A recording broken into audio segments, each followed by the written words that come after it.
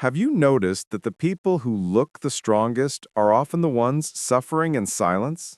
The friend who never complains, the colleague who always says, "No worries," the family member who insists, "I'm fine," even when you can see they're not. Here's the uncomfortable truth. Never asking for help isn't a sign of strength.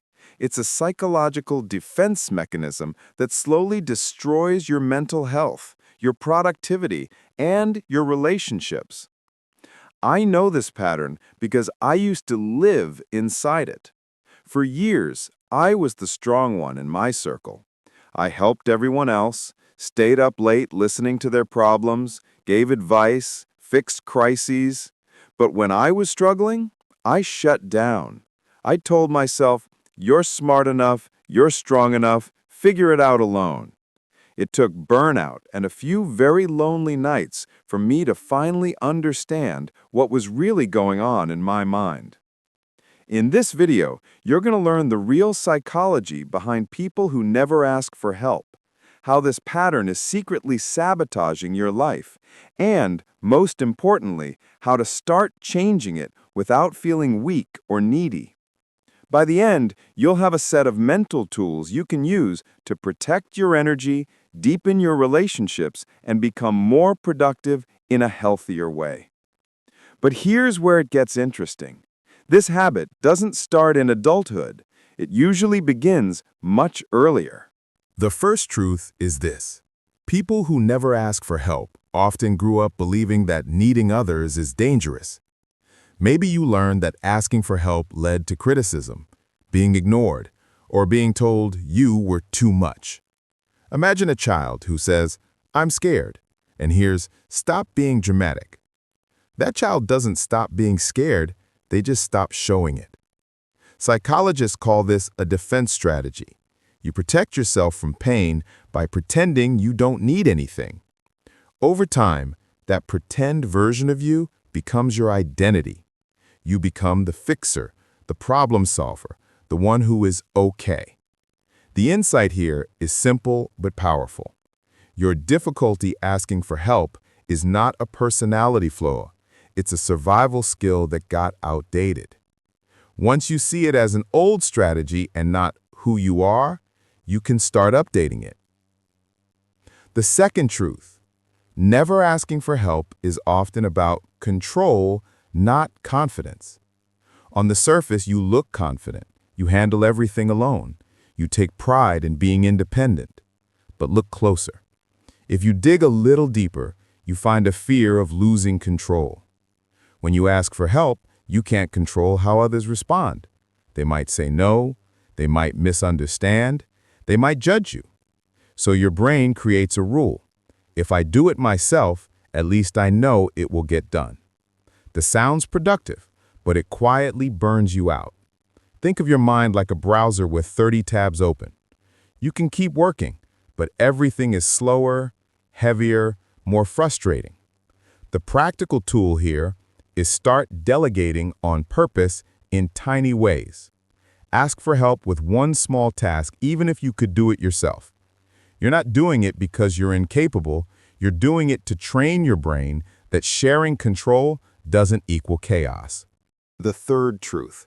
People who never ask for help often tie their self-worth to being useful. You feel valuable when you're the one others depend on. You're the emotional first responder, the unpaid therapist, the reliable coworker. Being needed feels good, but it's also a trap. Because if your worth comes from helping others, then admitting that you need help feels like failure. You shift from "I am valuable" to "I am valuable only when I'm useful." That's a fragile identity. In psychology, this is linked to something called conditional self-worth.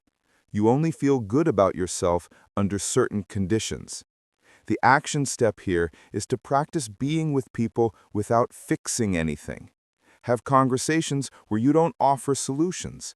Just exist. You'll start to feel that you're allowed to be present without performing. The fourth truth. Not asking for help quietly damages your relationships. This is the part most people overlook. You think you're protecting others by not bothering them. You think you're being kind by keeping your problems to yourself. But from the outside, you can look distant, cold, or too strong to need anyone. People might stop checking in because they assume you're always fine.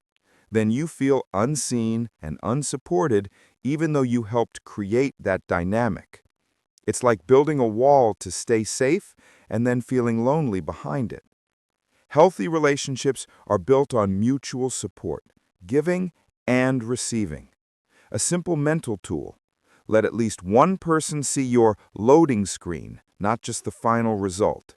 Instead of saying, "It's done, no worries," try, "I'm working on something tough right now. It's been a lot." You don't have to overshare, but you do have to share something real. The fifth truth. Never asking for help destroys long-term productivity, even if it looks efficient in the short term. You might believe that doing everything yourself is the fastest way to move forward. No explaining, no waiting, no miscommunication. But over months and years, this mindset leads to chronic stress, decision fatigue, and emotional exhaustion. Your brain is constantly in over-responsible mode. Studies in occupational psychology show that people who feel they must handle everything alone are at higher risk of burnout and lower overall performance over time. Think about it. The most effective leaders and high performers are not the ones doing everything themselves. They are the ones who build systems, ask for input, and leverage other people's strengths. Your practical shift? When you feel overwhelmed, don't ask, "How can I push harder?" Ask, "Who or what can help me with this?" That one question moves you from solo survivor to smart strategist. Let's pull this together. Throughout this video, you've seen that the "I never ask for help" persona is not just a quirky habit. It's usually the result of old emotional wounds, a need for control, self-worth built on usefulness, and fear of being truly seen. The cost is high: loneliness, burnout, resentment, and limited growth. But you also learned that change doesn't start with a dramatic breakdown. It starts with small, intentional acts of courage, admitting the pattern to yourself, delegating tiny tasks, letting someone in just a little, and viewing help not as weakness, but as intelligent cooperation. So here's your invitation. You don't have to drop the strong one identity. You just have to upgrade it. Real strength is not about carrying everything alone. Real strength is knowing when something is too heavy and reaching out before it crushes you. Ask yourself, which one of these habits will you work on first? Will you challenge the old story from your childhood, loosen the grip on control, or let one person see what you're really carrying? I'll leave you with this thought. You aren't meant to do life alone.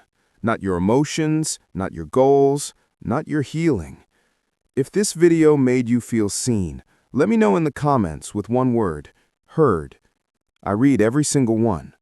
And if you want more psychology-based tools to think smarter and live better, hit subscribe and stay with us here on Think Smarter Today. Not someday, not later, now.